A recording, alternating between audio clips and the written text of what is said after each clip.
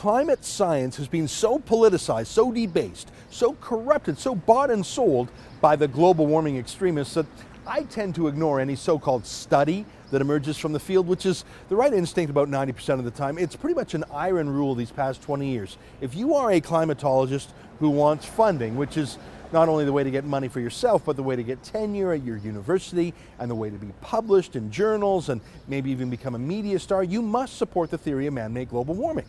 There's not a lot of money on the other side, and even if you're not about money or fame, if you're already tenured, already have a good enough job, if you still dare to dissent, dare to be a skeptic, you are named and shamed like Galileo contradicting an official religion. My point is, I tend to ignore climate science because it's really climate politics, and I pity the honest academics whose field has been hijacked by the likes of Al Gore. But I simply must comment on a study presented by Professor Valentina Jarkova of the University of Northumbria at the National Astronomy Meeting in Wales.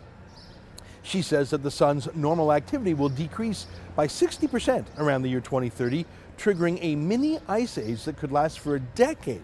She's not saying the sun's going to burn out or anything like that, just that solar activity, the magnetic waves that send so much energy to us, will cause a lull. It's happened before, about 300 years ago, and it caused a mini ice age that cooled the Earth so much that it affected crops and seasons. This period in climate history was called the Maunder Minimum, which lasted for more than 50 years.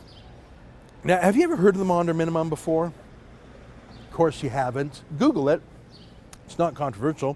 1645 to 1715 was not so long ago. That cooling period was the subject of a lot of literature and even art at the time.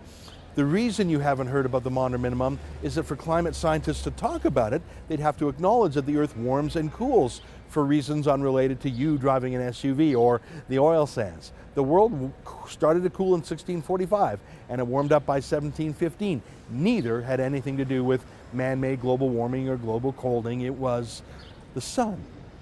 Just like you probably never heard of the medieval optimal, a glorious period when the world was much warmer than it is now and life flourished and crops were fuller and Greenland was actually green and there were vineyards in England and even in Newfoundland. That's when the Vikings reached Newfoundland at Lanso Meadows. Newfoundland can be cold and blustery and rainy, but back then it was on average 3 degrees warmer, like a Caribbean island.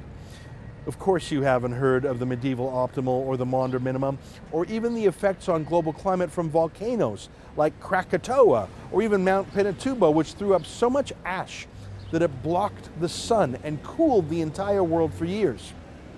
You haven't heard of these things because they have nothing to do with man-made global warming, where you're to blame and you must pay in some form of carbon tax for the sin of driving a car. Look, I have no idea if the world is going to get cold in the year 2030.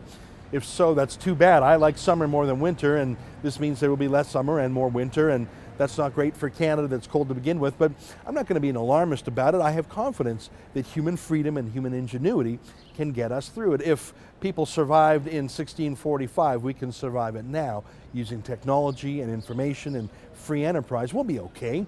We'll need a lot more fuel to keep us warm. Coal, oil, gas, uranium, solar panels and wind turbines probably won't cut it. But one thing's for sure, I'm not going to start a global colding cult and blame people for it. Though if Al Gore is still around then, I bet he'll find an angle. For TheRebel.media, I'm Ezra Levant.